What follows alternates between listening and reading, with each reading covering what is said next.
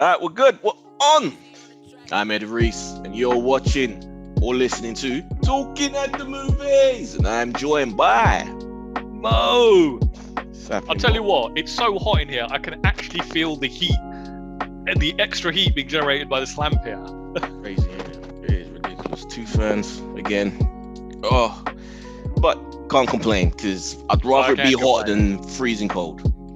But there's like a medium in between. You have the Goldilocks zone. Yeah, oh, that's true, man. How's your week been, bro? It's been a week. We've been told Freedom Day has been cancelled. We're staying in lockdown for another month. So it's just life as usual. I am actually going out with a friend on Saturday for some food. And it is like a weird experience because you've got to like book in advance, and then you're kind of thinking, I've got to get on a train with all these other dirty people that are probably not masked up, we're not washing their hands. What do you care? You've been vaccinated. I've had one shot, so I'm only half. Oh, you're I've got to get the other half still. It's weird that they spread it out so far. It's because they didn't have enough supply to give everyone 2 shots like in one go. So the thinking is, if we can get a lot of people kind of like immunized, so you got like some protection, and some protection is better than no protection, I guess, right?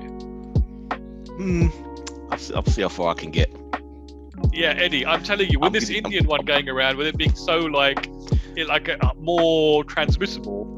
Willing to be the guinea pig. I'm not an anti-vaxxer, but I'm just curious. Listen, honestly, this here, folks, is like a man who I really don't know. Eddie is one of the most cleverest people I've ever met. Yeah, he does some of the most dumbest things.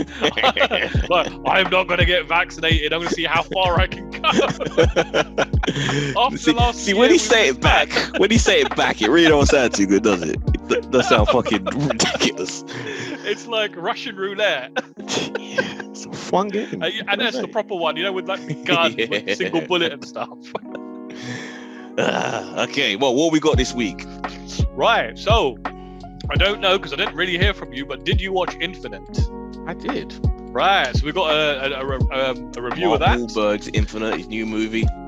Yep, we have got some trailers to go through, some really cool ones. Invasion from Apple. Jean-Claude Van Damme is back with The Last Mercenary. No big TV shows that we're watching this week because everything's kind of on hold. You know what? I did watch something at lunchtime, but unfortunately I only got to watch half of it because I mistakenly thought it was a 20-minute thing, but it's a 45-minute. It's the first episode of Kevin Can Go and F Himself. Oh, you should have given me a heads up. I would have watched that. I only hit this morning. Okay. So yeah, some more. So yeah. We've been watching. Right, so what have I been watching? Right, so I want to tell you about something. I am so excited about this. This is probably like one of the oldest shows on TV, right? But I finally bought the Blu-ray box set of The Twilight Zone, and I have been loving it. Honestly, I think this is something that everybody should watch. It is a pure education on masterful storytelling. This is the old black and white ones. This is the old black and white one. See, I know you're of that generation where you go, oh, but it's black and white. I can't watch that. Who is that? How much? You've literally just said, is that the old black and white one? Yeah, I was just making sure it's the one I remember watching.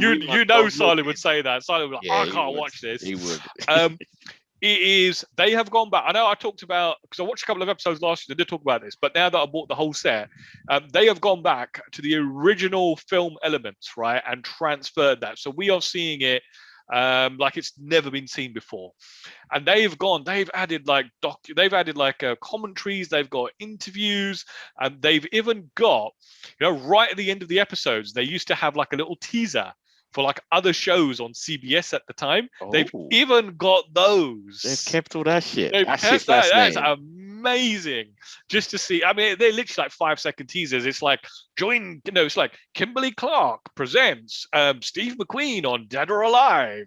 That shit's fascinating. Even when I watch like old shows sometimes on YouTube, and the rip is from like someone's VHS, and they keep all the adverts in. I love that shit. I absolutely love it, mate. I just love. I've got obsessed with just watching like old school TV promos and stuff. I've even been from YouTube, just downloading promos for like the Star Trek show. shows and keeping them on my Plex server. Yeah. Because some of those are a real snapshot of those times. But the Twilight Zone, honestly, what I really like, compared to like the new season, the new series that CBS just did, they're like 50-minute episodes. These original ones, 25 minutes. In and out. In and out. You get the story, you get the setup, you get the twist, right? Apparently, season 4 they did go to the hour-long format, and it just didn't work. And for season 5, they went back to the 25-minute format, which is, they obviously acknowledged there was an issue and didn't continue with it. Rod Serling is say just it didn't work. Does master. this mean their writers just weren't good enough to keep it going for an hour? I think even Rod Serling was saying, like, he goes, like, some of those hour-long stories, there were really only 15 minutes worth of like story in them, and they were padded out. But 156 episodes, he wrote 92 of them. Wow. That dude was just like an absolute powerhouse. It's like the Black Mirror guy, isn't it? Just churning out all these episodes. Apparently, he was really dissatisfied with like radio as a medium, and there was this like new thing emerging, TV. He really, if you go back and like watch some of the stuff that he did, he really spearheaded. He is the modern day father of like scripted drama. Really interesting. Poor guy died at the age of like 50. Like, he was just apparently smoked a pack of cigarettes every day. Died of a triple heart attack.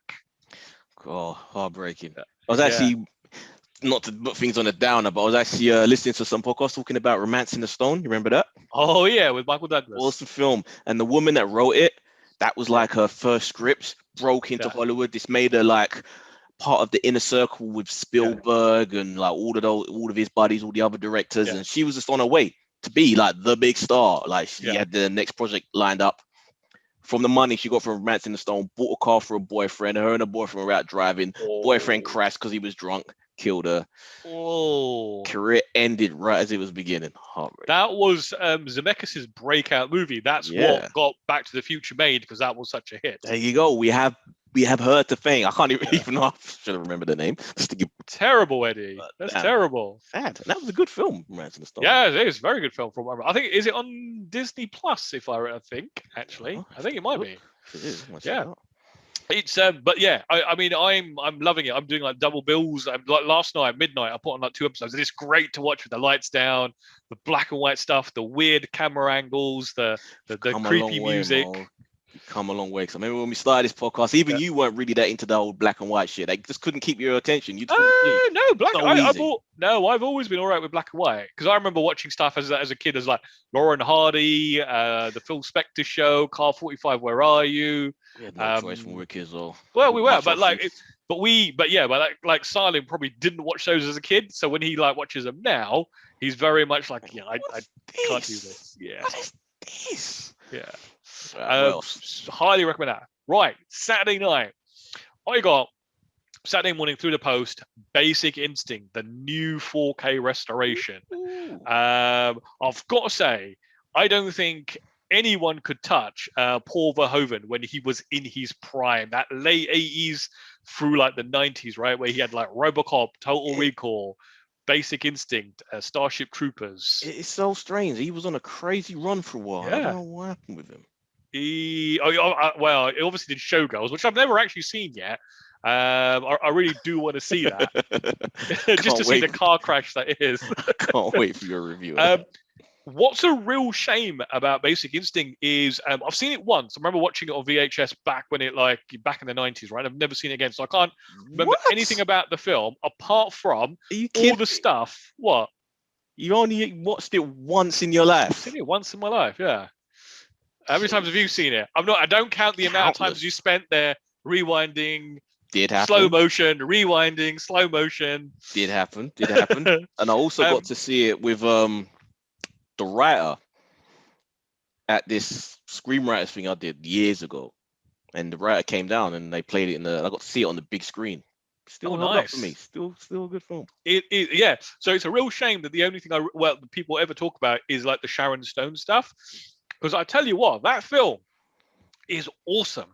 If you actually logically think about what it is essentially a erotic thriller, right? Yeah. But it's one that's been lavished with loads of money. The director has taken it like to be a serious piece of art, right? And he has made this really, really entertaining and amazing film. It's a genre which was only around in the 90s and has just disappeared since then. Like no studio would dare touch doing an erotic thriller with a budget nowadays. And like, big star. Well, Michael Douglas was a big star at that point, right? Yeah. But still, this was a risk. Like nowadays, that would be Tom Cruise to do an erotic thriller. Well, he did the basic. He did try, didn't he? He did, but that was probably the tail end. That was part of the downfall when he did his one. And that was that Stanley Kubrick movie? Yeah, I think the last film he did right before he died. Yeah, I love Baker Houston. Yeah, I will say, great film. And there's like a whole hour new documentary on there that I really want to watch because I think they really go out and give you like the ins and outs of what was going on. There was a shit ton of imitations of this afterwards. There was one with Madonna. I think that's Body of Evidence, I believe. Then there was Jade with the guy from CSI Miami. I remember there was also Sliver that came afterwards, and everyone was really disappointed with Sliver, Indecent Proposal, so many of these ripoffs. What is your thoughts on the end of that film? Because I actually had to go and post on a forum, and they tell me what the director had intended. So we can spoil it. It's a fucking nearly 30-year-old movie. It's when the camera, when him and Sharon are in the bed and the camera pans down and there's the ice pick under the bed. So I remember this shit, man. So clear. Yeah. And it's you allude to, she is the killer, right? Because I thought they just did that to like fuck with your head, like to put that doubt in. Oh, was she not? I didn't realize that the director's intent actually was that she was a complete psychopath and she completely set Beth up, and Beth was actually innocent. All that evidence was planted. There you go. I've got to say, actually, this whole film, everyone talks about Sharon Stone, the actress that played Beth. Oh my Lord, she is gorgeous, absolutely stunning looking. Great film. Verhoeven's even got a commentary track on there, which I absolutely want to listen to. Interesting. What do you rate it? You know what? I would give that. I would give that 4.5. Actually, it's probably just shy of a 5 because it keeps you on the edge the whole time. Because I couldn't remember anything about it. It keeps you guessing. It's beautifully shot. It's got a great soundtrack. The whole film, there's just you can hear like the score just going through it, where it really amps everything up. Sharon Stone's in an element. Do you now be objective, Namo? Is it forget the fact that Michael Douglas was a star? Yeah, he was a nearly pushing 50 at the time when that movie came out, if not just over. Yeah. Him and Sharon, was it a believable thing that she was just so? All these women were just in love with him. Was it just Sharon? Even when he was in the club in that scene, did he not look ridiculous? With his V-neck, absolutely. That was one of the biggest missteps in the whole film, right? He was too old. Just put him in a shirt or something, right? He's great, but for that role, for the way that everyone reacts to him, it's too old. Yeah. But the thing was, people used to love him. I mean, he ended up marrying Catherine Zeta-Jones, who was probably half his age. Yeah, because he's a rich, famous, but not if he was just a cop on a shitty cop salary. Game. I don't know. I remember just people used to love Michael Douglas. Whenever he used to ask people like, "Who's the sexiest man?" and he would be in that list. Oh, I don't know about that. Maybe in the early 80s, 70s, but not. But he did not look old in this film. Yes, he didn't look young either. Yeah, but he didn't look old. He had a facelift. He actually had a facelift before this film started. Right. True okay. Story. Well, that explains it because he didn't look that out of place next to Sharon Stone. Like she obviously was younger, but they did not. But he did not look like he could be her dad. Let's put it that way. Uncle, definitely. Uncle Michael. Have you ever seen the sequel? Oh God, I've tried. It is just abysmal. That it is the worst. Stay away. What's really puzzling is it's got a really low IMDb score, but if you go and look at like the first 7 or 8 reviews, they're all 8, 9s, and even a couple of 10s. Paid off. It has to be. Because it's, dude, you used to watch football back in the day. Football? Do you remember Stan Collymore? Yes. Yeah. He's in it. Oh, is he? Yeah. With Sharon Stone as one of her lovers. It's like, yeah, all right, I've got to see that now. That's almost like I've got to see it now, just to experience that. And the only other thing I want to mention is I managed to squeeze in an episode of Atlanta this week as well. And it was a really, really good one, right? So this is, it was a slightly longer one than usual. and it's about one of the side characters. So it's not even the main one, and he goes to like some sort of mansion, like somewhere else, to pick up a piano. Do you remember that episode? No, And it turns into like some sort of like Jordan Peele horror film, where you don't remember where the guy's a jazz singer and he has to look after his brother who's like is this the Michael Jackson one? Oh yeah, he does look like Michael Jackson, where like he's bleached his. I was actually thinking, is that like Donald Glover, like in makeup or something? He's like playing whiteface. Yeah, he was taking the piss out of Michael Jackson. That was the whole thing. He did. Yeah, he did. No, I was wondering that because I was like, because they were talking about people who bleach their skin, but they never actually mentioned Michael Jackson, right? And I was thinking, oh, maybe I don't know. Yeah, but it's like the high pitched voice. Great episode. Fantastic. Like, it's got nothing to do with the show. It's a small show sometimes. Yeah. Great. And I obviously got to quickly mention, only watched half of the first episode of Kevin Can Go and F Himself, not because it was horrible. I just didn't have enough time.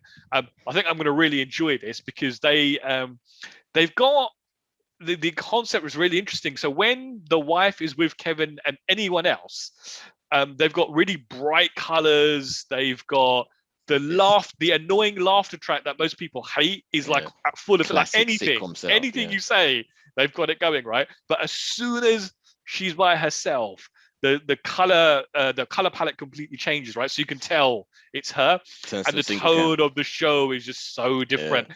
And you know what? It suddenly got me thinking. You used to watch Everybody Loves Raymond. Yeah.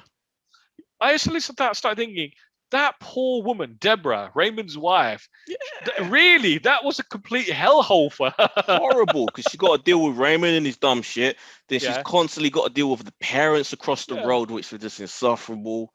The idiot brother, it's like this poor woman. Oh, this is literally her story. Yeah, I definitely will watch that because I did like the trailer. Yeah. So, is it the full season or just episodes? So 2 episodes are currently available. I think because it's AMC, so I think it's going to be a weekly show. What I'm really surprised about, and I don't know if it's just the first episode of This Is the Whole, it's a 45-minute or 40-minute show. That's kind of standard now, don't it? There's very few. Yeah, but I would have thought this would have been more of a 30-minute or more of a 20-minute type show.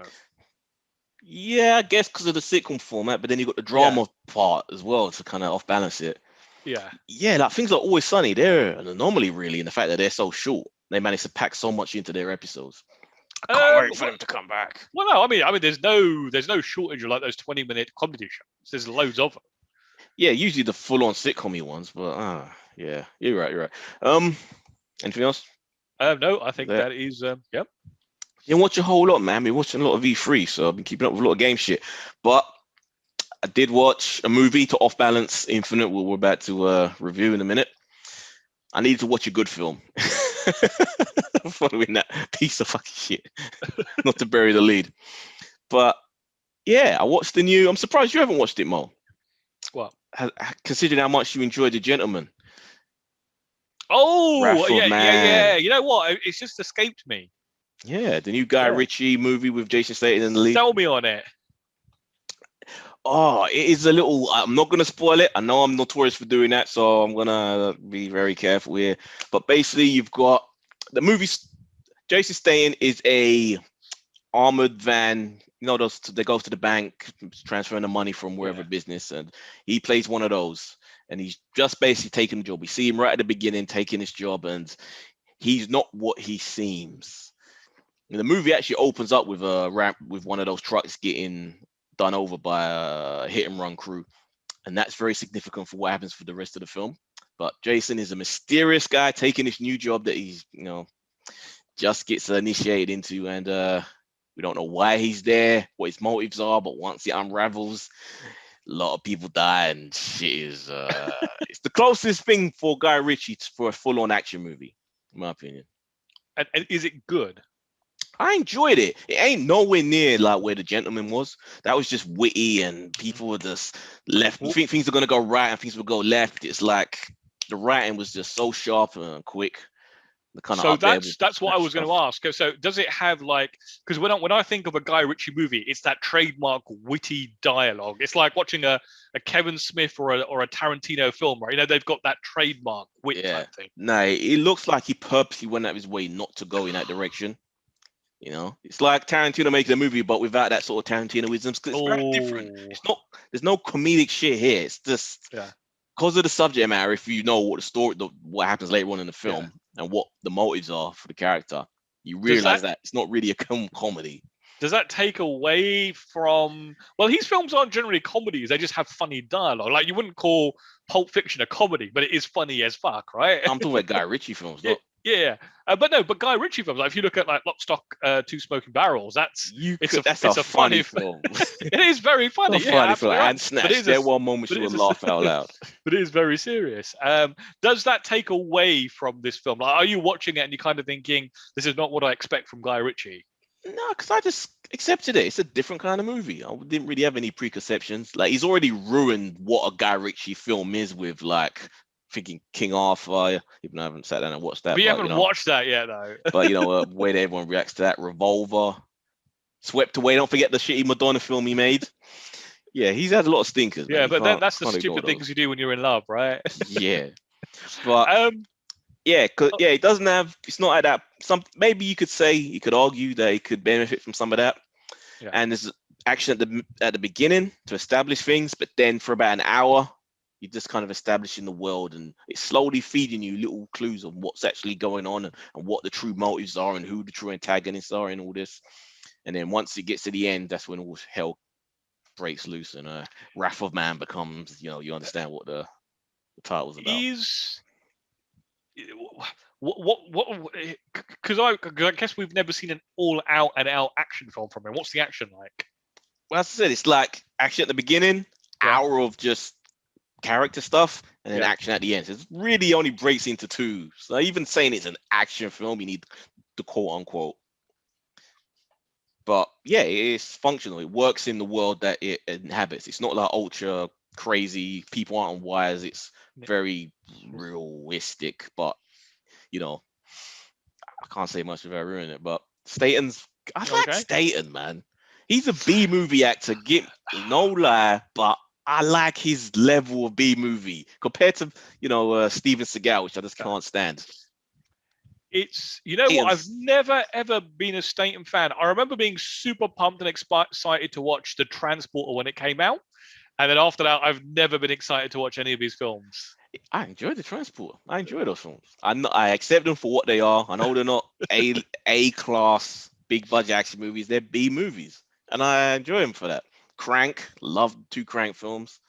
I don't know. I just enjoy Statham and his would you give it then? Of action.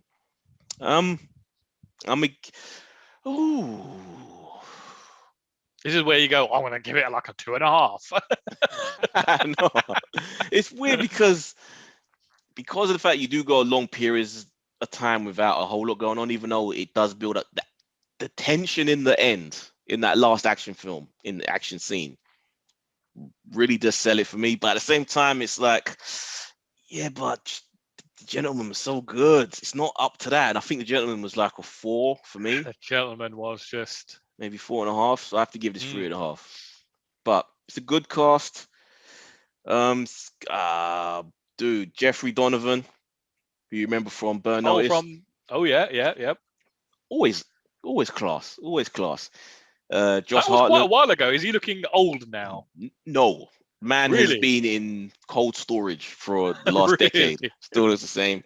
Josh Hartnett playing a role which you wouldn't expect because he's a bona fide, or was always touted to be a bona fide leading man star. Yeah. But kind of rebelled against that to a degree. So it's a little weird role, but still a good one.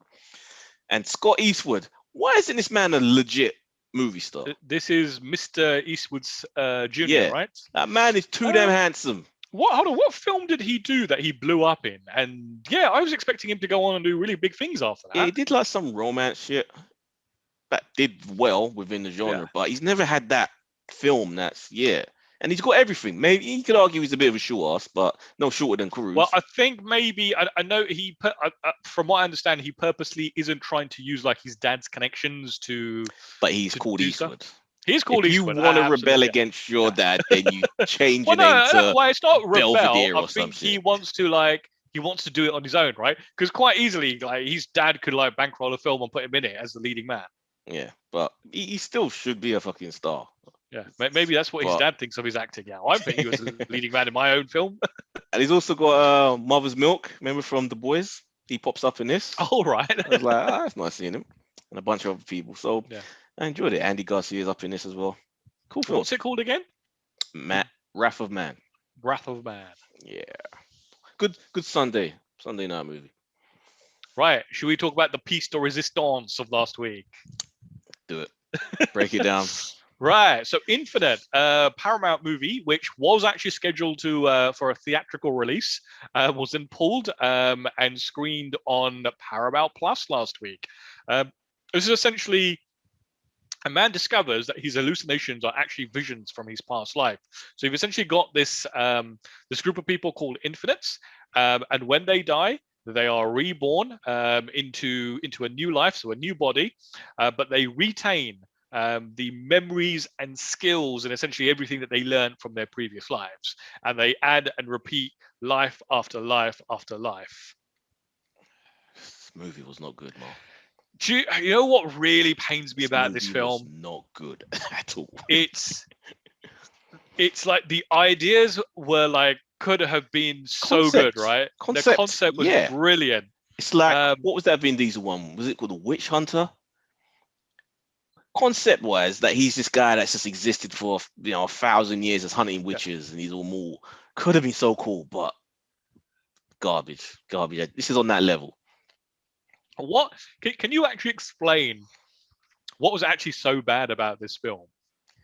It was just badly written. There were illogical things happening. I can barely remember it. Loads of illogical things. Like the guy. So essentially, the guy. So you're the villain of the piece wants to essentially end all life on Earth, right?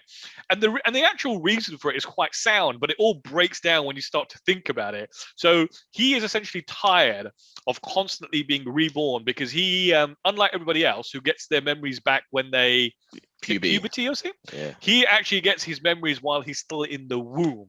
Yeah, and it drives him mad that he's just trapped in the womb with all these thoughts and intelligence of an adult, which doesn't make sense still. That it makes more sense that you would, even though, yes, this is a sort of fantasy thing, it's all ridiculous if you really analyze it. But to say that you get it at puberty, you could argue, because your brain's developing, and then at that point, your brain has the space and that you could have all that knowledge. In the womb, when your brain is basically a pea, how can you have all that? It's just... Yeah, but that's not even the thing. So essentially, he's finding that torturous life after life after life over thousands of years. So he wants to. So the logic is, if he kills everybody, there's no one. He can't be reborn. Yeah. So that kind of sounds fine. But then later on in the film, they have this thing where they have a device. That can actually stop you from being reborn, right? Yeah. Traps your soul on a microchip. Problem solved. And he has a whole organization. He could just tell them, I'm going to shoot myself in the head, take this chip and destroy it. Yeah. Oh, don't even destroy it, because then now it'll be reborn. Just put it in a block of ice and throw it in a... I wondered if I was misunderstanding something there. Because it's like, why do you have to destroy the entire world when your answer is right there? Yeah. And he has this whole organization of, I guess they want the same thing, but it's just, God damn it. Yeah. Or, I'm sure there's alternatives, like freeze yourself, right? So you never die. Fucking knows, man. Makes no damn sense. And Jason Mantzoukas, who I love in everything he does, in this, annoying as fucking hell. Really? It made me question: Do I really like this guy? Is he actually good? Because this made me not like him. No, he just plays the same character in everything. Yeah, but this was way more annoying version. Just too cranked up. Didn't like him. In this. I can't agree with that. I think he was just Manzuka, right? He was doing what he got hired to do, to play himself. Again, you know what? There were so many interesting concepts in this, but they just went for this bland villain who just wanted to do villainous things. Should we tell Ejiofor, man, the guy's a quality actor. And Yeah. you waste him in shit like this. I've got a feeling that this looked better on paper than the finished product. Because, like I said, like if you Well, explain it's based on a book, isn't it? So I'm curious to know how those read compared to this. It's I would, you know what, just one time I want to see this film. I think Highlander's the only one that's really done it right. I want to see more of the past stuff. I want to see what they've done to influence history, right? Order have made the same mistake. It concentrate too much on the current time when they're just running around doing nothing, rather than the significant shit of the history, which would have been way more interesting. The other thing that I just didn't really buy was the fact that just because they retain their memories, they've suddenly got all this really advanced technology. I'm not entirely sure that really works out, right? Just because somebody dies in like reality doesn't mean their work doesn't get carry on. Yeah, they had all this Iron Man shit with the floating stuff in the air that they can move around. It's like, or the car where like the steering wheel goes away and it appears at the other side. Yeah. And since when, regardless of how many lifetimes, how are you supposed to develop the skill where you can drive a car, knowingly drive over a brick, and will spin just enough to launch that brick through the air so that it will perfectly hit the windscreen of the car that's chasing you behind it? Like, ridiculous level of abilities that he's supposed to have had that made him the one, the special one. That doesn't make sense at all, because you actually wouldn't have that experience at all. No. It's probably only in that lifetime that cars were actually like that. Because by the time you die, you get reborn and you go through puberty, you go through adolescence. Exactly. And 20 odd years has passed. Yeah. Jesus. Yeah, that was such a letdown, It was man. bad. It was a bad film. Yeah. But like I said, I mean, and Wahlberg, we ain't really spoken Wahlberg. Oh, Wahlberg's Wahlberg. He was doing what he does best, right? He's Wahlberg. It's on the worst end of the Wahlberg spectrum compared to Daddy's Home. Are you saying Daddy at Home is at the top end of the spectrum? Well, I'll boogie that. But yeah, it's cool. I mean, to be fair, nobody had much to work with, right? Insane. How the fuck you go through the months of development and the scripts, and this is what you end up with? Yeah. This is the film you end up making. Something. I think we'll probably find out something went on this film, right? Like it was hacked to bits. There's probably a better cut. There's lots of infighting. Who knows? What do you rate? I'd say 2 stars is probably fair. I think 1 would be a bit too harsh because there are some good ideas in here, but it's like one of those films. Like if you're over on a Saturday and said, "Let's watch Infidel," I'd be really like, "Really, Eddie? Surely there's something else we can watch." It's crazy because this is Anton Fuqua. He's made some good films. Equalizer was a good film. I'm telling you, I bet there was a better cut on the floor somewhere. I don't know how. I really don't know how you'd make this better. Right, should we get into trailers? Let's do it. There's quite a few trailers this week. Right, so No Sudden Moves, Warner Brothers picture. I don't actually know if it's HBO Max or whether this is a cinema release, but it's coming in July. It's about a group HBO Max in there. Oh, okay. Oh, yeah, it does on the poster. Yeah. A group of criminals are brought together under mysterious circumstances and have to work together to uncover what's really going on when their simple job goes completely sideways. And this is directed by Steven Soderbergh as well. Yeah, the man who supposed to have retired like a decade ago, but still just seems to keep on making shit. This looks fun. It does. And it's got Brandon Fraser. When I saw like his name pop up, I was like, what? Yeah, man. Guy's still working? Yeah. But Matt Damon, Benedict Cumberbatch, what's his face? That's the actual star. Don Cheadle as well, who's just in everything. It's even got Macaulay Culkin's brother. Yeah, the younger Macaulay. Kind of carving out a nice little career for himself. But Ray Liotta. There's a lot of like crazy zigzags in it. You can tell it's one of those ones where you think you know what's going on, it's going to turn the other way. Yeah. No idea. You're going to edge your seat. And I'm in for it. I'm here for it. This does look good. I'm really looking forward to watching this one. Yeah, random guys is hired to do this job, and it looks like they were set up, or at very least, when it goes wrong, the people are trying to just clean things up by going after them. Yeah, typical gangster kind of film, right? Cleaning house at the end. Yeah, I liked it. Next up, we have got Blood Red Sky. So a woman with a mysterious illness is forced into action when a group of terrorists attempt to hijack a transatlantic overnight flight. I'm gonna go on a limb here. I can't remember what the name of this show was. There was a TV show about, I think it was a woman or a man, one of either man. A woman or a man? I can't You reckon? remember. I can't remember. What other options This are there? goes back a long time. Like This goes cat. back. I'm gonna say woman. I'm gonna go out and say woman. But they were a werewolf. Yeah. The TV show, and the T-Wolf. show ended, I believe, memory serves, from the 90s. It ended with them being on a plane, thinking that they were all good. It was going to be overcast. It was a nighttime flight, but because of delays, this person was stuck on the plane right as the clouds cleared and they saw the full moon, which there wasn't supposed to be, and they were about to turn into a werewolf, but then it cuts, and that was like the end of this TV show.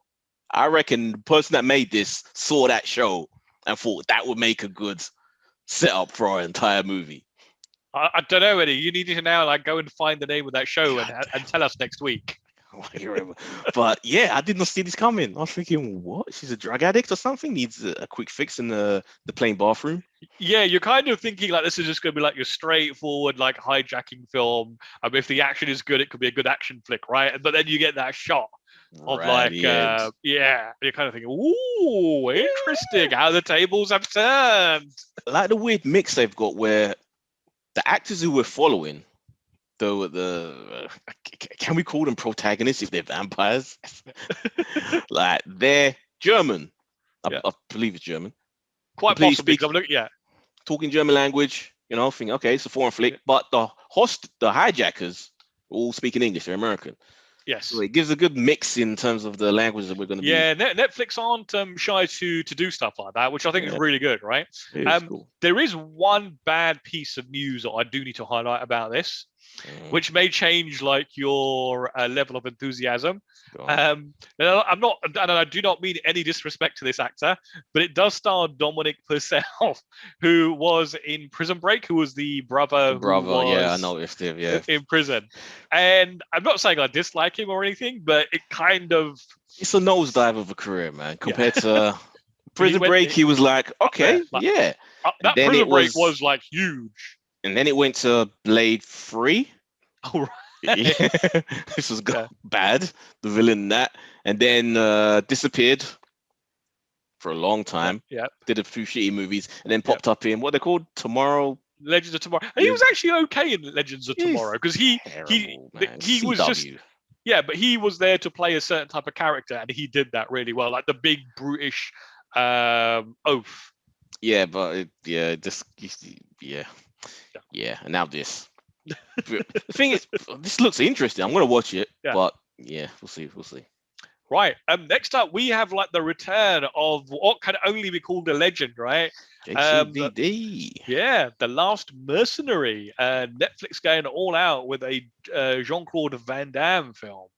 I actually don't know if it's theirs or if they brought it in, but it's coming July 30th. A mysterious former Secret Service agent must urgently return to France when his estranged son is falsely accused of arms and drugs trafficking by the government, following a blunder by the overzealous bureaucrat and the mafia operation. Yeah, I always like seeing Van Damme do serious shit. Like he has potential. From when I saw JCVD back in the day, where it was like the first time they actually did something serious with him, and I really enjoyed that film. Yeah, I always need to watch that again. Actually, it's been a while since I've seen that. Yeah, it has been a while. But yeah, I don't know. It's weird. It's kind of just fun seeing him do something that's taken seriously and has a little bit of a budget to it, rather than just the tongue-in-cheek. I just call them blockbuster movies. The only thing that I thought was really odd in this trailer is that he's got like a son, and you look at the son, and the son looks nothing like him. Like if you think like what I would think Jean-Claude Van Damme's son looks like, that guy doesn't. I don't mean a facial resemblance or anything. Yeah. This could be. Who knows? Could be fun. Could be fun. Could be really, really bad. Right now, again, another Netflix. I'm looking forward to this. So we spoke about Fear Street a couple of weeks ago, but that was just a pure teaser. We actually got like a proper drop trailer now. Love it. This little town, or this particular part of this town, people just keep on dying, massacres keep on happening, and it turns out that this has been happening since 1666. So each film takes place in a different era. So we got the 80s, then the 70s, and then back all the way to 1666. So I like that. It's going backwards each movie. I do think that's a bit weird, because surely you'd think it starts with the 1666 and you'd work your way forward. But it's kind of fun when you get to see what led to. Because it's like a film trilogy. Usually you get a 2 or 3 of a certain film, and then they go back to an origin story. It's kind of fun to set it up. Yeah. And then before continuing on with the saga, this kind of has it all baked in. Trailer does it looks like it's a slick, well-made sort of horror flick, right? And it's got all the tropes you would associate with like slasher films, right? Yeah, I'm there for it. I'm looking forward to this. You would kind of think they would hold this back for like the Halloween period, but they're just dropping it like in the height of summer. That is actually kind of strange. It must mean they have like another babysitter film or something in the stash for. First one was so good. You haven't even seen the first one, have you? Yeah. You've got to see that first one, Eddie. That honestly, it is such a good film. Right. We often don't see much from Apple, but they dropped a promo this week for something called Invasion, which actually looks pretty interesting. I was half paying attention to this, if I'm honest. It kind of seemed there were like all these little images going on that I was just kind of, I don't know why. I don't know what it was. Maybe it's just because as soon as I heard it's Apple, I just kind of zoned out, because I just seem to have a weird Well, I mean, like, it's going to be lavish. Yeah. So synopsis for this is with the fall of an alien ship, Julia's life changed. Now 3 years later, mankind is about to experience a new encounter. I didn't get any of that from the shit I saw in the trailer. People looking tense, people looking upset. I'm wondering if I've got the wrong invasion here, actually, because this is Invasion 2020. Okay, well, I guess it's 2021, right? Yeah. Well, I got the wrong invasion here. I have, in fact. Oh, hold on a minute. This one's called Ray James, otherwise known as Invasion. Okay. Oh, I thought I'd pulled up the wrong page previously. So the TV is inspired by H.G. Wells' War of the Worlds. Oh, so they take that take on it. Yeah. Okay, could be interesting. Don't recognize any of the actors, though. That's very odd that it's got a different name on here. Weird. The next one, Eyes of Tammy Faye. Oh. This was a little distracting, because even though the performances look good, it looked like an interesting, based on true story tale. There was this weird thing with the makeup on both of them. What's the actors? You got the list in front of you. So this is Jessica Chastain and Andrew Garfield. Andrew Garfield, yeah. They've got this weird prosthetic makeup around their jaw to fill out their face, and it was so distracting for me, because they both had it, and it just looked so weird. It's like, what's going on with their faces? Well, I guess they were trying to put on a old age makeup on them, right? To make them look they had older. It right from when they met in the trailer, when she introduces him to her mum. It's like, what's going on with their faces? They look like teddy bears. Yeah. Did you, while you were watching this, did you kind of think this is like the real Righteous Gemstone? Yeah. Like, this is like the true life story of it. Yeah, this is what they inspired from. Yeah. Yeah, and that's essentially why I put this trailer on here, because I wasn't going to put it on, but as I was watching it, I was like, this is like the true life story of that, isn't it? What's going on with Righteous? Is that still? There is a season 2 still happening. There is a season 2 coming. I think they had to stop filming at one point because of COVID. I think they have either continued or finished by now. Okay, looking forward to that.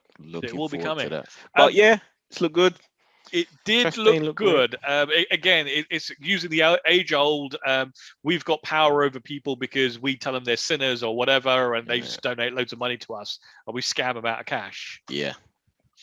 But do they truly believe they're scamming? I think Garfield definitely is, but I think they're trying to set this. The trailer trying to set it up that Tammy Faye is almost a kind-hearted, greedy bastard that kind of just believes she's doing the right thing.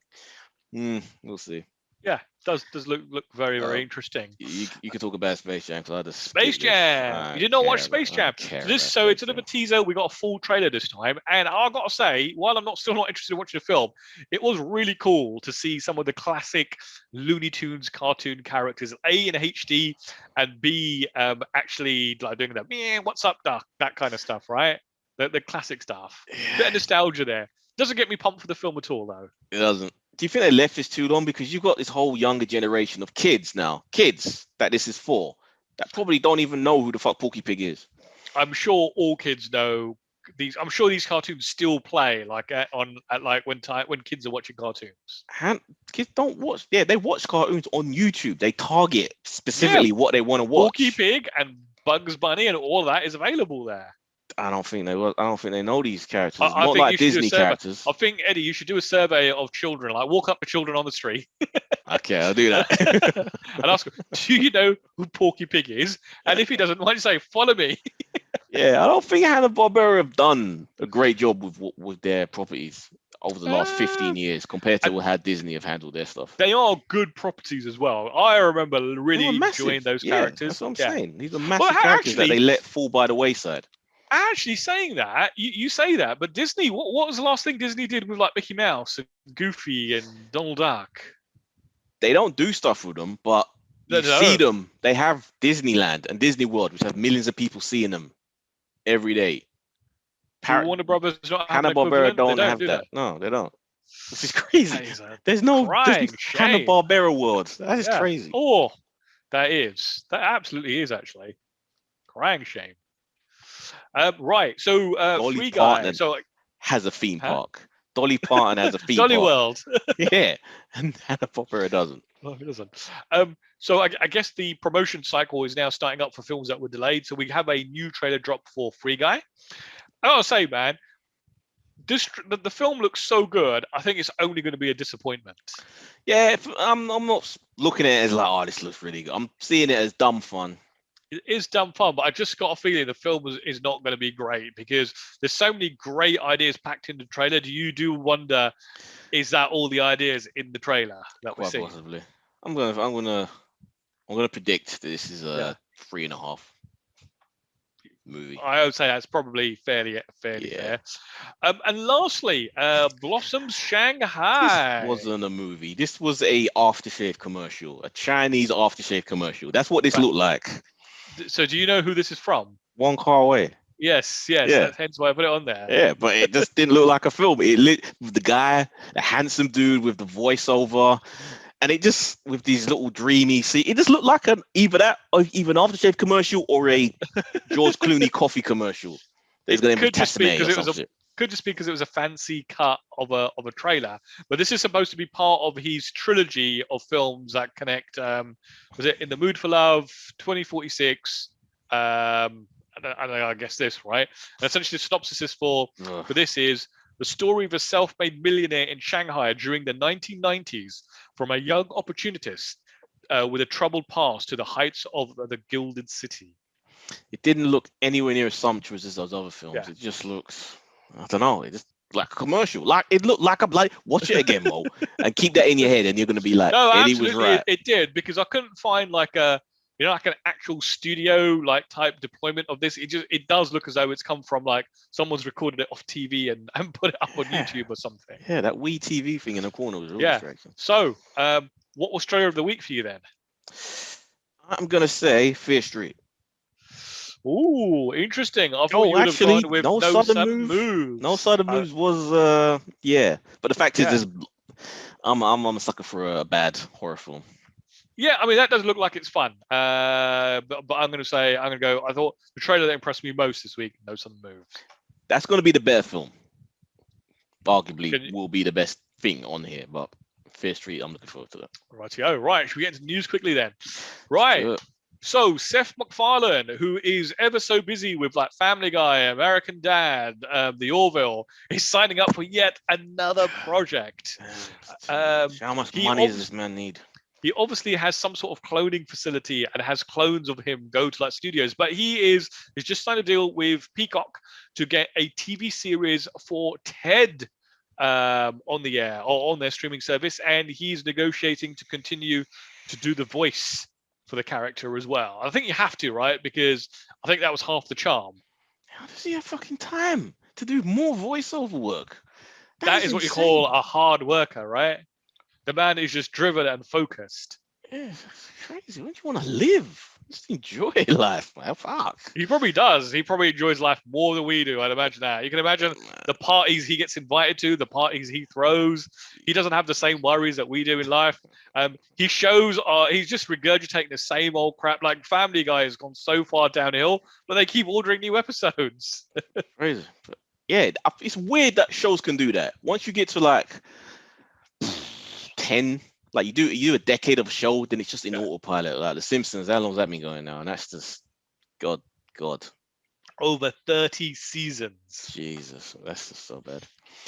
There are kids who have been born, have gone to school, college, got married, and have kids of their own, and that show is still on the air. Yeah, it's so true. This, the first Ted film was good. Second one wasn't as great. I've never actually seen the second one. For as much as I love the first one, I've never seen the second. So yeah, I guess this depends on who they get to write it, whether how good it is. So no word on Wahlberg or Mila. Wahlberg ain't doing a Peacock TV show. He ain't gonna do that. He'll go where the money is. Hulu's probably will be what. I'd imagine this will be when when he and the main character were younger, and probably the adventures that they went on. Possibly. That makes sense. That makes a lot of sense. Yeah. Right. I think you and I might have been the only people on this world that probably enjoyed, or at least liked, Bright, the movie that was on Netflix a few years ago. We didn't really completely dump on it like some people have. There's been a sequel in the works for ages. I don't know what's happened about that. You just remembered which film I'm talking about now, don't you? Yeah. For some reason, I saw this and I thought you were talking about Brightburn. Remember the one with the evil super. Oh, right. No. Oh, that was this. I thought, in the sequel, that's to be interesting. Then you mentioned Bright, and then I'm like, what? Oh, the Will Smith thing. Yeah. Yeah, an anime spin-off called Samurai Soul. I've got to watch it just for the title, right? Samurai Soul. True, but I'm trying to think. Has there been a purely produced Netflix anime that there's some that I've reasonably enjoyed, but one that I've been like, this is amazing. Castlevania. Season 1, the rest of them have been trash. Well, I mean, we did like some of that stuff that they brought in from Japan. Do you remember the one about where was it? Did they keep dying or something like that? And they would come back to life. It was a very CGI looking anime. Dying, they kept coming back to life. And I think like humanity was like fearing them, right? Because they were essentially immortal. Oh my god, I can't remember the name of the show now. It will come to me like in the middle of the night. Yeah. I know you really enjoyed it. I do remember we watched loads of them. I think it only went on for 2 seasons. Yeah, so there's been something that I've reasonably liked. Like there's a few Baki, I think I enjoyed that. Yeah. And there's the next fighting one which I'm forgetting. But I don't know if I completely trust that. Netflix is starting to lose me now. I'm getting to that point that a lot of people seem to be at where they're like, oh, I'm done, I'm over Netflix. I just don't. But for me, it's not that I'm bored with their content. It's just that I just don't trust them anymore. They're not as consistent. Eddie. I don't like this kind of thinking. No, it's no. I'm just looking up like loads of anime shows on Netflix, but I can't find the one I'm thinking of. It's something I'd like to check out. I think the world they have there is really exciting. Yeah, the Altered Carbon one was okay, but as I'm saying, they're usually just okay. Haven't seen it yet. Right. Before we go on to the next topic, there is one trailer that I've completely forgot to add to this, and we've got to talk about it. And it was a trailer of the week, actually, now that I think about it. But Netflix revealed the first footage from Masters of the Universe. Oh, yes. Yeah. Yes. This actually looks like it could be okay. It looks fucking fantastic. I'm curious to see how Smith makes sense and makes a good story out of wherever, obviously I can't remember, wherever Master of the Universe, the original cartoon ended, because apparently according to him, it is a continuation of that original series. So he's also just released a 6-minute video, I think yesterday, where he basically talks about it a bit more. So he says what they do in the first episode is it's very much like in keeping with the tone of the original show. And he goes, and about halfway through it, something happens, and they adult it up. Now, I'm sure when he says adult it up, he doesn't mean Jay and Silent Bob style jokes. It just means that it's more adult oriented. Somebody beloved probably gets their head cut off, and it's like old Orko probably gets cut because everyone hates him. No one one hates liked. No one liked that No, fucking thing. he's a lovable idiot. No. Everyone hated that fucking thing. He also says like there is something that they hinted about. Was it Talia? Is that her name? The female character, the main Man at Arms daughter, Tila. Tila. They go, there was something that was hinted about her in the original show, but they never actually went through with it. He goes, that a lot of the storyline will be sort of like exploring that. Man. I have no idea. It could be that she might have been lesbian, and the 80s just couldn't like cope with that. But now we're in a world where things like that, you're free to express it and explore it. Yeah. Right, but No, were there any other were there any other women in this show? Oh well, yeah, there was. There was. What's her name? The one from the Castle Grayskull. No, but she wasn't like wasn't she like some ethereal bird? Yeah. But she was like a spirit, so how could she have a relationship with a... No, she was a physical being. I'm not saying that's what it is. You're like way too down. I'm saying I would not be surprised, dude. It could properly be there was Evelyn as well. Yeah, but she was on the other side.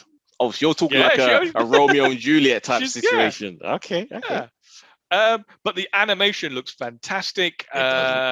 Smith has done nothing but talk about this really passionately, and it seems like he's got a good set of writers in his writers' room that were with him, because he's been doing a few interviews and he's had a few of those like other writers on one of his like podcasts, and they all seem to really talk passionately about this show.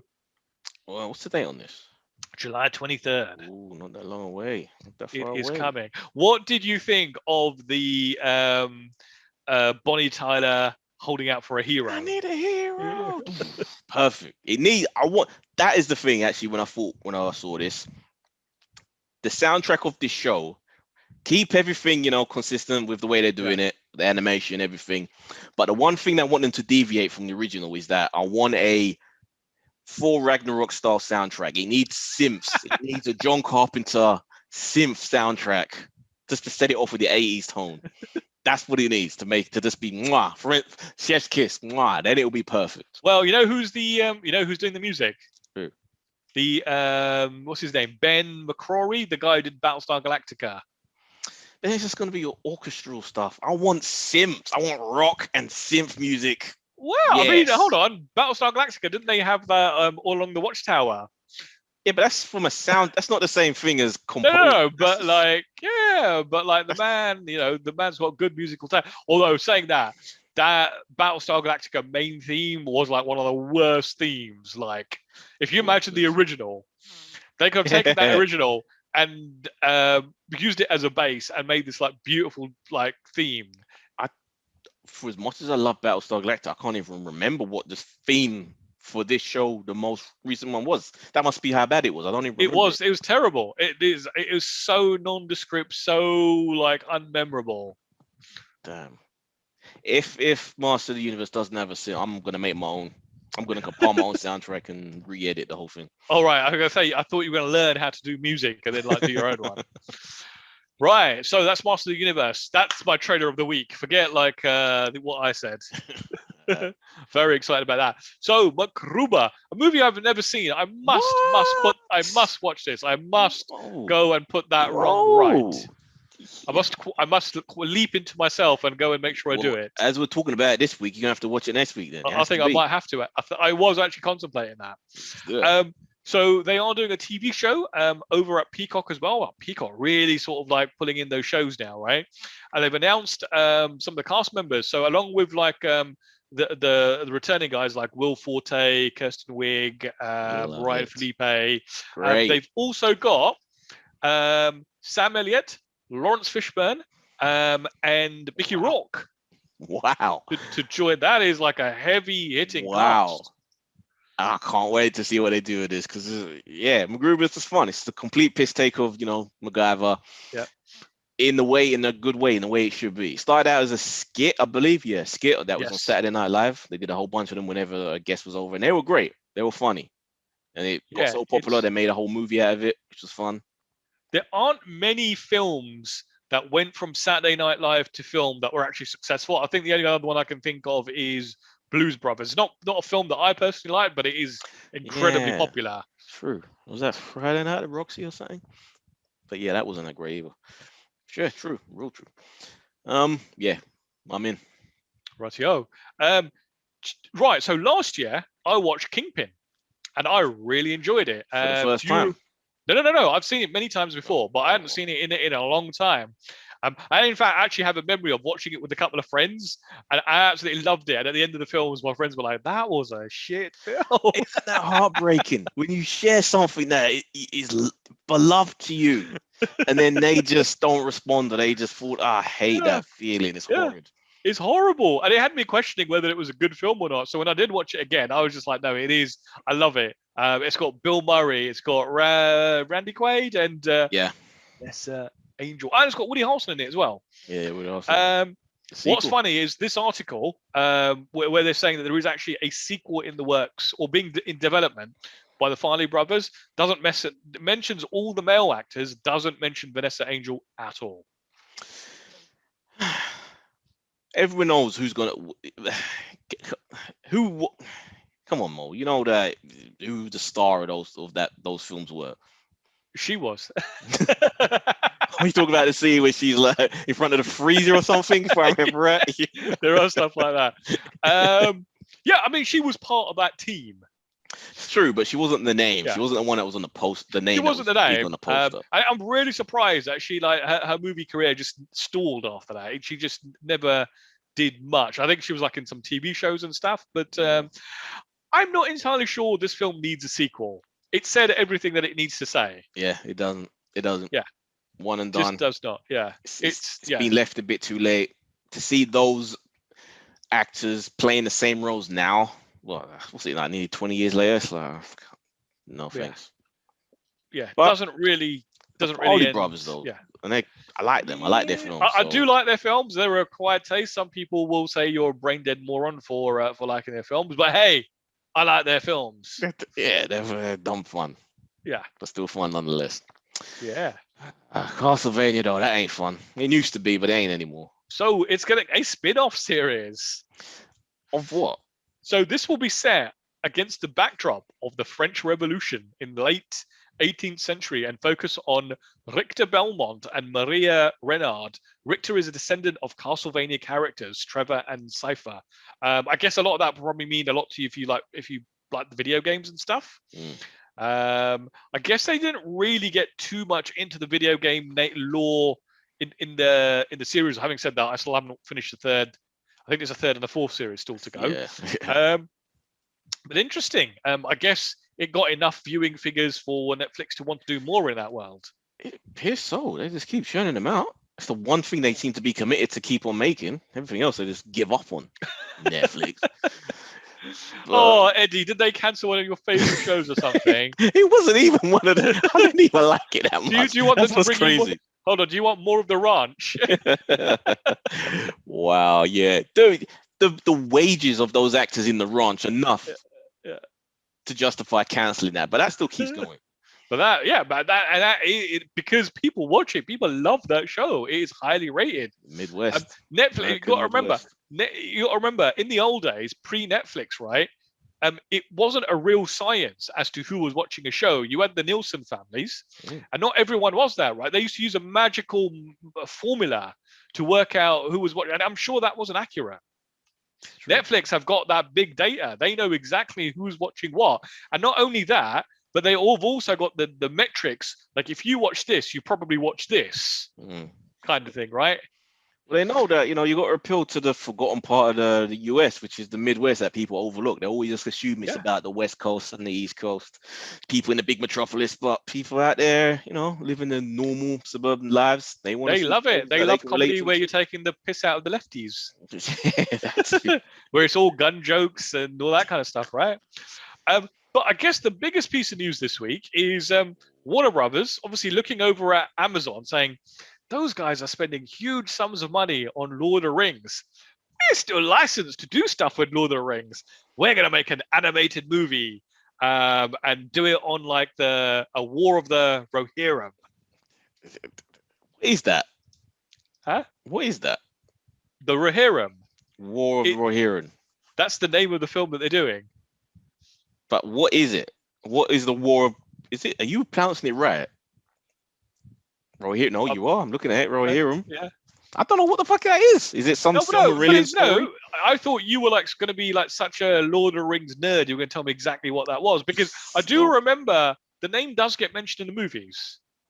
I have no idea. Let's have a look. So the story will depict the bloody saga behind Helm's Deep, the fortress depicted in the Two Towers, and the man who it honors. Okay. So I guess he's like the legendary king of the Rohan, who spent much of his reign locked in prolonged and costly war. So there's some story from the Silmarillion then, something that's buried. I guess it was like a very short story or a couple of lines that they're developing into like a full-on animated film, and it kind of looks like they're going to take the Battle of Helm's Deep, which I actually think was probably the best bit. The original battle, though, they're talking about.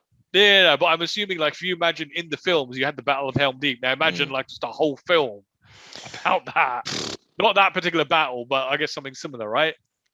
And that's the thing. Like, in order for them to be able to make this has to be a theatrical release. It's going to be quality. It has to be like a quality animated movie. Oh yeah. And I guess that's all up in the air at the moment, right? Because Warner Brothers is neither here nor there at the moment, right? They're in the middle of getting sold. There's a period of transition. Peter Jackson apparently is not involved. But Philippa Boynes, who was one of the original writers with Jackson and Fran Walsh, is going to be a consultant on here. Interesting.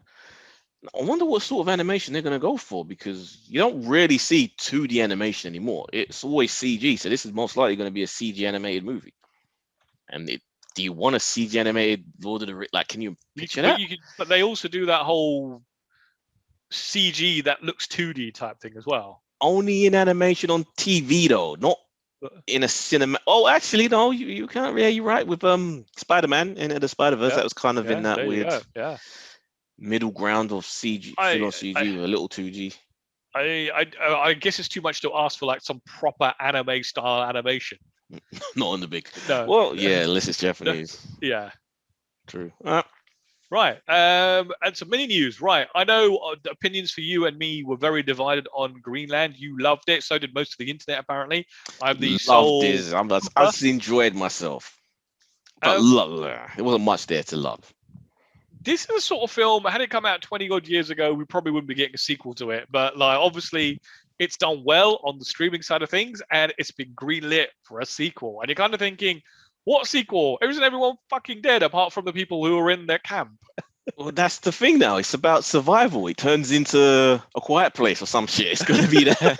There are monsters roaming around. The world right? is messed up. It's going to be Mad Max. But there aren't. But so you're saying that some people might have survived? Yes, there's always other people with bunkers in their backyard. The survivalists. But there would have been a nuclear winter. Those survivalists plan for all this shit, man. They're living underground, they're living in the mountains, they know how to get by. Oh, you mean all of those people who are planning to take over the US government, who have like those shacks with all those guns, they've got like their shelters, who are prepared essentially for war. And they're usually the ones that will survive this shit. That's the crazy thing. Like, as mad as they are, if some shit really does ever go down, they are the ones that will come out of the hatch, out of the ground, and be like, "Oh, time to start again." Yep. So apparently, both Morena Baccarin and Gerard Butler are returning. Love it. I'm all right. It'll probably be something like there's no medicine for the kid in the new world, right? And they've got to go and find medicine for him, right? That's going to be the full motivation of this whole thing. They have to find a way. Yeah. Keep this diabetic kid alive. And everyone's going to wish, by the time they watch this second film, everyone's going to wish it was it had just been a one shot and done. Not much to really say about the next one. Die Hard writer. Yep. Jeb Stewart. He's set to write Netflix live action Assassin's Creed project. Good, right? Assassin's Creed, so much potential there. Didn't they just do a film with this recently? Yeah, and they fucked it up. They just they instead of concentrate. It's like we were talking about certain films where they concentrate more in the modern day instead of doing the history stuff. They did the same thing with the Assassin's Creed movie. So hold on, just 5 minutes ago you were like, I've got no faith in Netflix. I don't want to watch anything on Netflix. And now you're like, ooh, they're doing Assassin's Creed. Die Hard, right, Mo? He wrote The Fugitive, apparently. Oh, Lord. Come on now, Mo. The Fugitive. I've only seen it once, but I remember it being a good film. Oh, How have you only watched these iconic movies just once? I don't get that. What that makes no sense to me.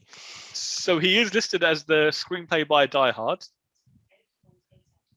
Yeah, 48 hours. Jesus, come on, man. This is legit. This is something to get excited about. Hollow Man. He did Lock Up. I've never seen Hollow Man. He did do another 48 hours, which was apparently supposed to be terrible. Another 48 hours was the first one. Okay, he went. If you look at it, like between 97 and 2010, he just went dark. That is strange. I never understood. Yeah, it's like, was he like? Is he being a family man? Was he like in prison, drug addiction? Because between 88 and 97, he was consistently like banging them out. Maybe he got burnt out. Well, you think about it, he took 10 years off. You think about it, a little over 10 years. And then he wrote one thing in 2010, and then his next credit is 2020. It took another 10 years off. A TV show, 4 episodes, so maybe he just takes his time. Vikings Vow. Oh, he's writing the spin-off of Vikings as well. Oh, he wrote some stuff for Liberator, which was that weird-looking war cartoon thing on Netflix.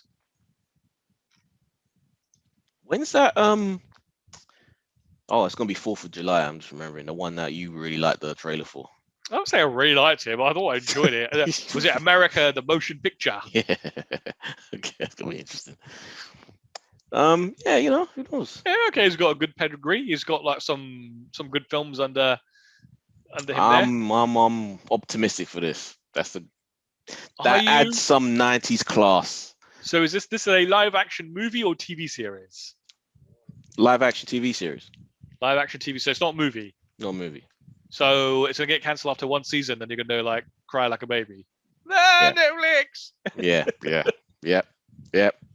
Wayne. Superhero news, which could basically also be mini news in itself. Yeah, it is. There's much to say to here. So Aquaman 2 title has been revealed by James Wan. Oh, you stupid advert. Which is? Hold on. I'm never ever going to use comicbook.com again. It's like killed my screen. It's playing music in my ear hole, and I can't. It's called The Lost Kingdom. It's the original name, ain't it? Fucking hell. That's the most generic shit. Come on. I'll take it. Hope it's a better film than the first one. Yeah. The first one was fine, but $1 billion box office. Good. Yeah. Yeah, I guess that's what's guaranteed it. Another production. Right, give me 1 second. I'm going to have to disconnect my monitor and reconnect because everything is just gone. Can't you just talk? You don't need to look at anything. We're at the end now, Mo. We've got one. We have one more thing to talk about. Yeah, we're going to talk about Infinite War as well. Can't you do that without looking at the computer? No, hold on. Just give me 1 second. I got to edit shit. I don't like editing shit. Go on. Right. I'm going to leave this in. Screw it. You have to sit technical problem. Like all podcasts have like technical problems.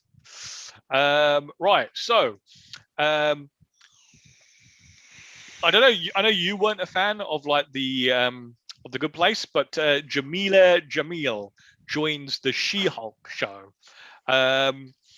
It's unknown what character she's playing, but I was reading through like the other actors that are signed on to this. I did not realize that Mark Ruffalo was actually going to appear in this. Yeah, they've also got Tim Roth coming back to do his role from the original Incredible Hulk MCU film. This looks like it's going to be really interesting, and they actually describe this as a courtroom comedy drama type show. That's what has me worried. I just don't know what the fuck this is going to be. Really? That's got you worried? As soon as I read that, I was like, all right. Courtroom drama in the MCU. Not drama, comedy. Comedy. Yeah. Ally McBeal. That's what this is. Do you remember Ally McBeal? Did you used to watch that back in the day? Hey, listen. Boston Legal. No, this is Ally McBeal. This is going to be Ally Bloody Bill. We're going to see dancing babies, the whole thing. I'll be up for that. Can I just say, I'm still not used to her as an actress. Like, not saying she's bad or anything. She was good in The Good Place. What are you used to her as? She started out as a TV presenter in Channel 4. That's how I was introduced to her. Usually the first thing you see them in is how you always see them in your head. Big Breakfast. Well, it was a big reference. Oh, is that the way she signed off? E4. No, I thought she was very good in T4, 1 or 2. Yeah. E4. I thought she was very good on The Good Place. She was actually, but still in my head, I just think, okay, I just kept expecting her to break character, look at the camera, and say, and our next stack now is Oasis. Here we go. Boom. Can I just go on a side thing here? Tatiana Maslany. I was looking at that name the other day, and I was saying that is a great name, right? Because A, it's really unique. It's really easy to say. And it just sounds like a great name as well. Tatiana Maslany. Yeah. I love her. I love Tatiana Maslany. It's like about her as an actress. I just really enjoy her. She's just infinitely likable. I don't know what it is. It's a weird quality. I'm looking forward to seeing her do this. You never watched Orphan Black, did you? I think I watched the first episode. I know people really do love it. It's probably one of those sort of things that I'm sure if I put some time into watching, it'd be good, but there's just so much other stuff to watch, like The Twilight Zone. Well, when COVID 2023 hits, then obviously this thing is just never going to end, right? At some point, but at some point it'll be like, I'll probably lose my job. There'll be no money left. There'll be no money to pay for Netflix. Well, you'll have your hard drives. You have enough there. You have more than enough. Yeah, I won't have a roof over my head. It's all right. Plug it into I'll have to rent like one of those storage lockers. You ever see those homeless people that have their tents next to the lamppost and they plugged it in, they wired it up? That way. Well, what is that where they should be like charging people's cars? People are charging like their iPads. Yeah, exactly. Right. Okay. So that's the news over. Now for we actually do have a reader's question. Are we going to do that now, or we're going to do that after the MCU Revisited? Let's get it out of the way. Let's get it out of the way. Okay. All they wanted to say is that they didn't want to give it the full name. It was Kieran from Atlanta. Thank you, guys. The hotbed of where our fans come from, where most of our downloads happen as well, apparently. Quite good chunk. Georgia, they've got like, Atlanta's like a really big like filming hub, right? I bet Robert Downey Jr. Scarlett Johansson. I bet they're all listening to us. That'd be fucking bizarre. That'd be so crazy.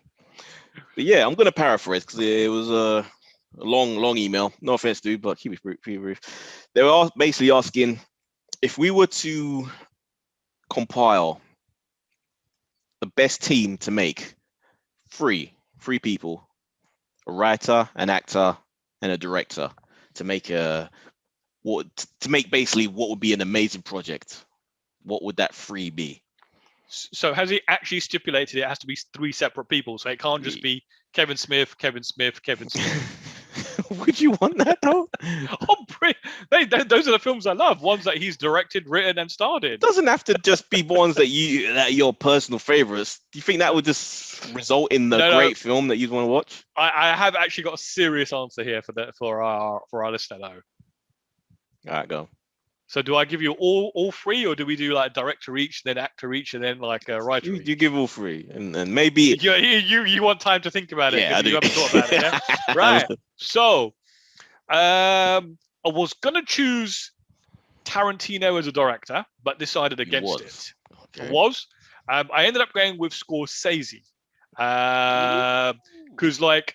So far, I've never watched a Scorsese film that I haven't liked. I'm sure there are plenty, but the man really knows how to put a good film together, right?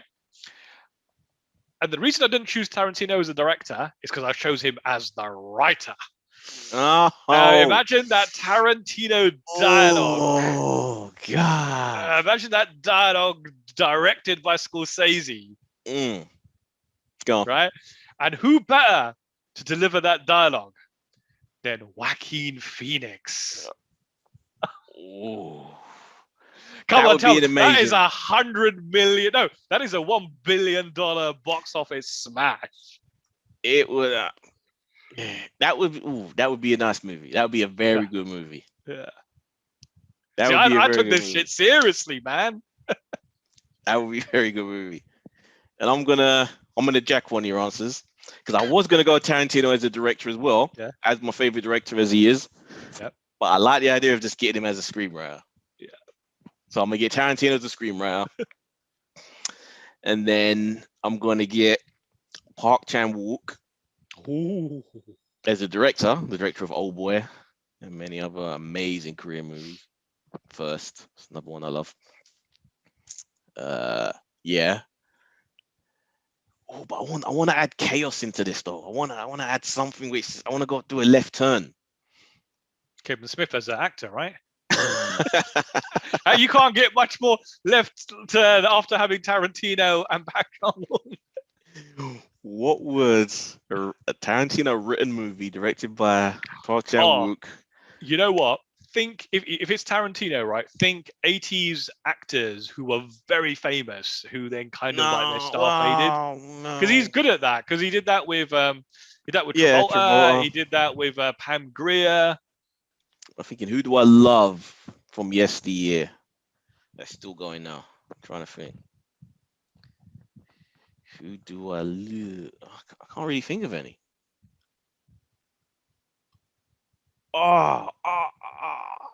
It's hard, Mo. It's hard. So part of me wants to be serious and say something like Leonardo DiCaprio, but that's just boring. That's just too typical. I want to be something crazy. I want to say Michael Cera because it just makes no fucking sense. Carl Weathers. Yeah, but do I want to watch Carl Weathers? Ooh, that would be a weird one. No, because he can do action. He can do comedy. I guess he's a bit old for action now. No, I'm gonna say Schwarzenegger. That's a clusterfuck of a movie. Written by Tarantino, directed by Park Chan-wook, starring Arnold Schwarzenegger. That would be an amazing movie. Oh my god, that's a movie I want to watch. That would at least get you an interview at a pitch meeting at a studio. Like you put that in front of someone like, damn, this movie is going to be like a clusterfuck of a mess, right? You've got a guy who can't speak English properly, you've got a director who can't speak English, and then you've got like a writer who writes like the best amazing dialogue. The most wordy dialogue as well. That Schwarzenegger is going to have to deliver. They're just going to be staring at me for like 2 minutes in silence. I love it. That's a great question. Thank you, dude. Yeah.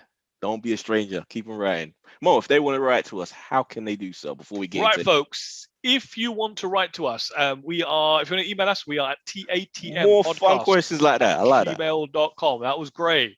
If you want to tweet at us, we are Talking Movies 3. And if you want to follow us on Instagram, we are Talking at the Movies. Okay, so now it is time for our MCU rewatch.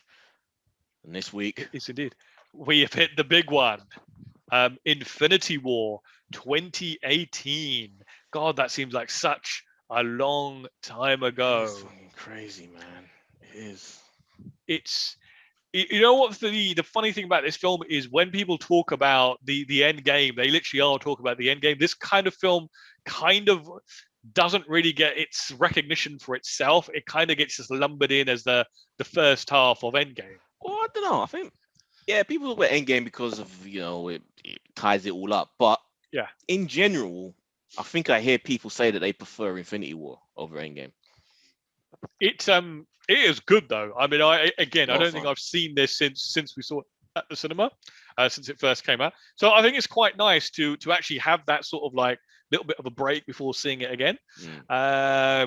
The only thing that I'm really annoyed about with this film is that it's going to be 3 weeks before I get to see the second part.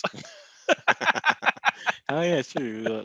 We've got 2 films in between. But man, like literally everything that they have been working for, everything that they've been setting up over the last sort of 10 odd years at this point, finally comes to fruition.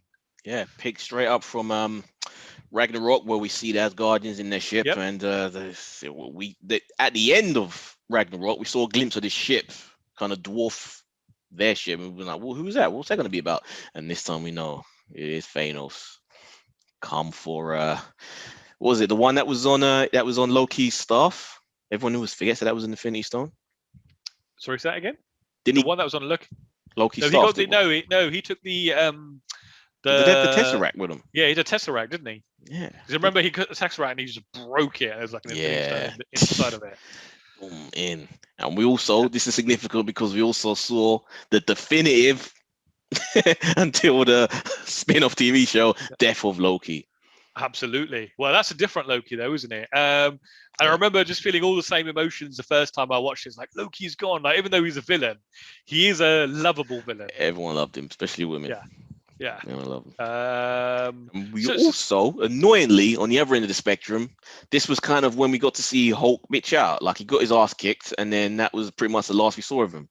The proper Hulk. Do you know what? It's a very strange thing that they did with him, because if you go back and watch the promotional material, and again, I was watching the trailers like during the week to like get me pumped up. Do you remember in that original trailer there is that shot of them all running through, like, I guess it's Wakanda, and there is the Hulk like all hulked up like running behind them.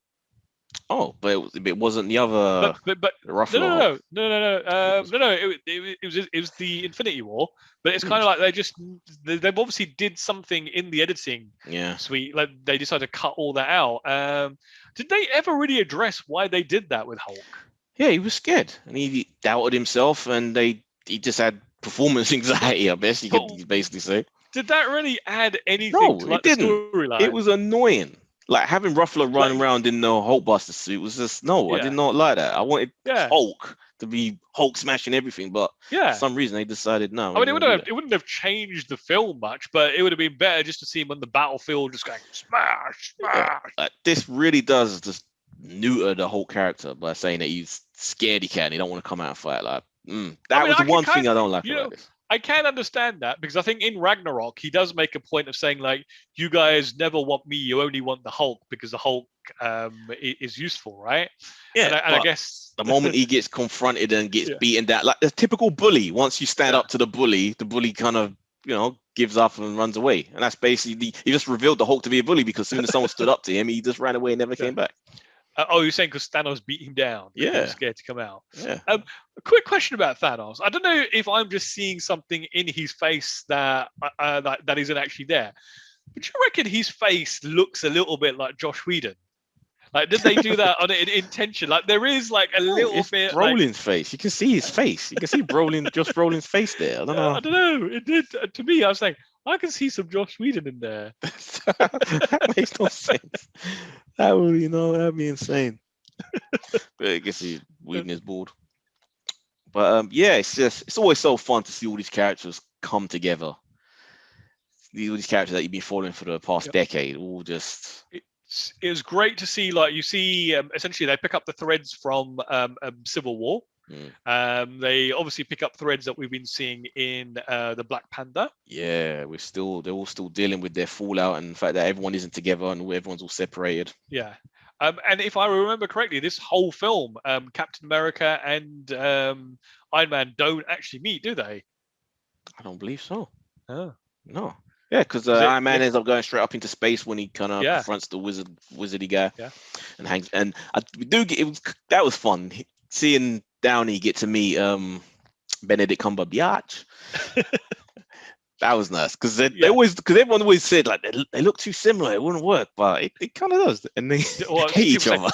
They've never seen them in the same room together. Are they the same person? I did like the fact that they were two really strong personalities, and the typical thing happened, right? They basically hated personalities, each other. Exactly. They're too similar, so they have to clash. Yeah, it's. I'm still thinking, like, out of the 14 million futures that he saw, where there's only one victory, I still kind of is that the only way? Why wasn't like and Thanos says it himself, like, you didn't use your strongest weapon. Why wasn't he constantly rewinding time? Like, they could have rewound time and stopped Chris Pratt from going psycho, because they almost had the glove off of him. That's the problem with time travel, is that there's always a loophole in it where it all falls apart once you really think about it. There's always something you could have done that, so you have to kind of just let it breathe over you. And the fact that the future he saw, he disappears and he has no influence on, he's betting big. He's betting everything that these guys will do what's needed. Like, how many features did he see where that happens, but it diverges off because of one little difference? Yeah. I'm actually kind of surprised they haven't done something, like, even if it's like a little short. Because remember they used to do the little short films on the earlier films, like for Phase 1? Oh, yeah. We should have actually added those to some of our things. But I'm surprised they didn't do something just to kind of address that. when you disappear, are you completely out of existence, or is there some other ethereal place that they go to? Like that would always be something I'd be curious about. Well, no one mentioned anything like that in No, they did. no, when they came back. But I guess I'm just thinking of that show. What was it called? The one where half of the universe, half of the the leftovers. The leftovers, and it turned out. Oh, I don't want to spoil the leftovers. Oh, don't spoil that. No, because oh. hardly anyone has seen that show, and it's such a beautiful, wonderful show. It's something that people just discover randomly now and again. Yeah. All right. So Highlights. Iron Man ends up in space with Spider as well. Spider-Man. Yeah, that was a great final scene. Actually, it did feel quite emotional because you really get an understanding that Peter is still a child. Where he was going, I don't want to go, Mr. Stark. That was pretty cool. Yeah, I do like. It's believable to me that Tony kind of started to look at him as a son. They did a really good job of establishing their relationship in just a few films. Yeah, and a relationship that they didn't really establish, that kind of went straight to it. But I'll go with it. Was the Scarlet Witch and the Vision. Basically, the origins. Yeah, I mean that's always seemed really odd. I mean, they sold it really well in the TV series. Yeah. At that point, you really believed it, but in the film, it just felt like a little like it just happened. Yeah. They just set it up. So, what do you think of Thanos and his little crew? His children. The children of Thanos. Hard bastards, right? He obviously picked himself a really good crew because they knew how to destroy stuff. It's again, how did they like? I'm guessing there was some stipulation to his snap, right? Because how would they know that they wouldn't die in the snap? Well, it's all supposed to be random because he needs an army. But he say like all chosen at random, just half the people are just going to go. Yeah, well, I'm sure because it's true.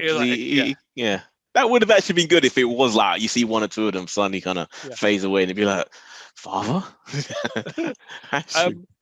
3 years after this movie's out, because Gamora did go. No, actually, Gamora no, but died, she wasn't. She died. She was killed. She was sacrificed. Why did I blank on that?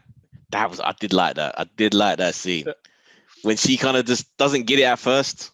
Yeah, and it takes Red Skull to explain to her, you have to sacrifice what you love, and she's like, "What? No, you don't love anything," and you just see the tear in his eye. Yeah. Did that scene lose some impact on you watching it again? Because the first time you watch it, you don't really have any idea what's going on, and you realize it as you see the tear on Thanos' face. But now you kind of know what's going to happen. You're kind of like, well, that she's going to be back anyway, another version of her. But is she going to come back? Another version of her from a time. Remember, they went. Have you forgotten the next film already, Mo? Obviously, probably have forgotten everything then, haven't I? Okay. Is that spoilers? Hold on a minute.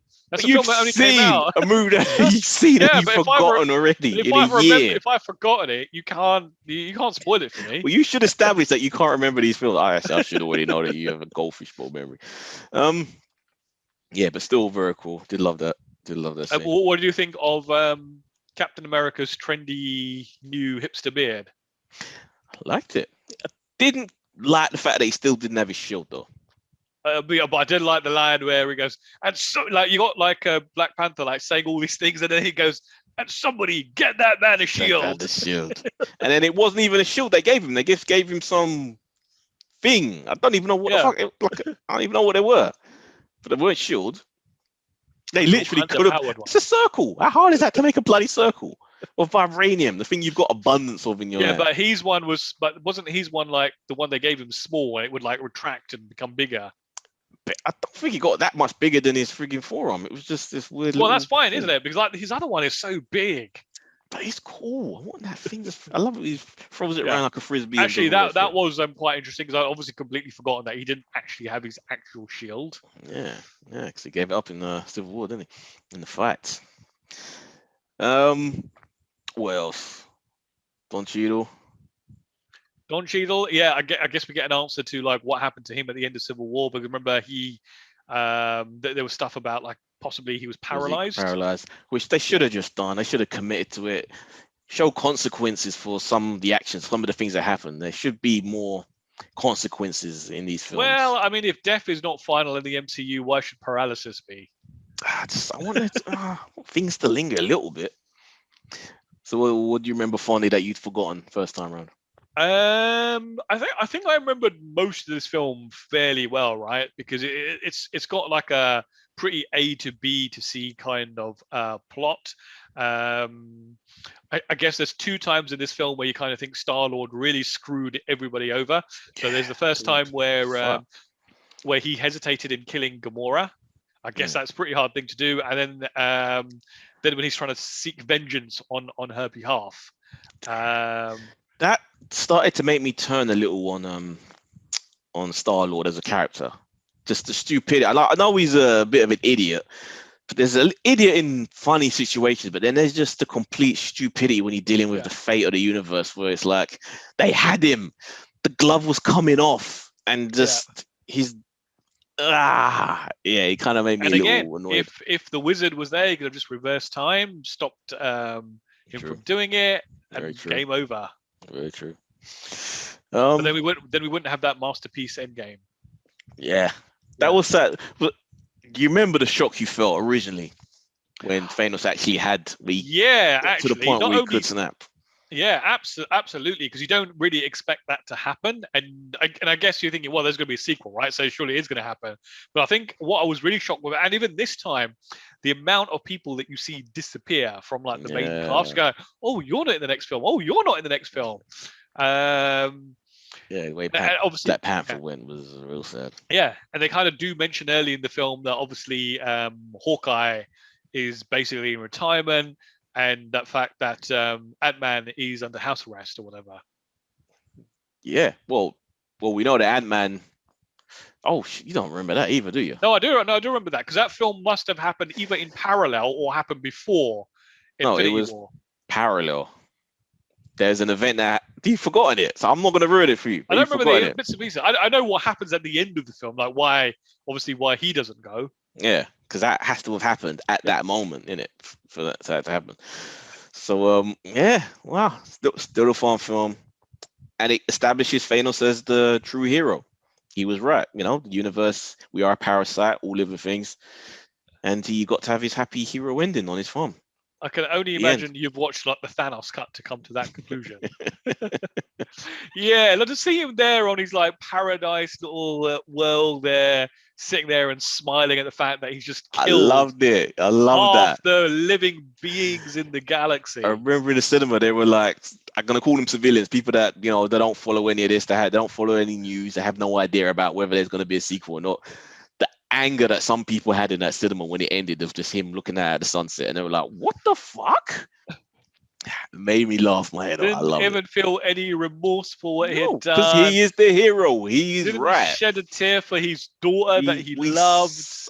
You have to make sacrifices. You have to crack a few eggs if you want to make the omelet. Surely he must have thought, like, after doing this, like there are going to be beings in this galaxy that are going to come after him. But no, I'm just going to chill on this little planet here. None of my boys are going to be here. I don't need any of them anymore. Job done. He did what needed to be done. And then he eventually had to go and undo it and fuck it all up. And now we're destroying the Earth once again. Right. God damn. Now we've got to wait 3 weeks. So what we've got next week? We've got Ant-Man and the Wasp. Love it. Which I remember actually being a pretty good film. Like the tone is completely different from. That's why I think some people shit on these films, because they are a completely different speed from everything else. But you need the palate cleanser, just a fun little adventure, which the Ant-Man films are. I love them. I think the only thing about this film that I really disliked was because right at the end you get Samuel L. Jackson and you get like Kobe Smulders, and they both go, and you're kind of like, I really would have liked to have seen Kobe Smulders have a role like in the next film beyond like what she got. More, man. That's why I hope she's in whatever the Luke Cage Disney Plus thing is. I hope she has a good role. Do you reckon she's actually a popular character, or is it only us that like want to see more of her? I've never heard anyone complain about her. Must do. Yeah, she deserves a fair shot. Yeah, I think they could possibly like inch her into the role of like, obviously now that Black Widow's gone, right? They could kind of move her into that type of role. Well, they've got a new Black Widow to replace her that they introduced in the film. I don't know. I haven't seen that film yet. You see her in the trailers, the chick from Midsommar. Isn't that like White Widow? Does she wear a white suit? So does Black Widow in that film, but yeah, I think people, and that character is in canon with the comics, was also Black Panther at a certain time. So yeah, it looks like she's going to be replacing her, but we'll see. So yeah, that's it. That's it. Job done. So that's it, guys. Time for me, dinner. Reese. And me, Mo. Catch you guys next week. Later.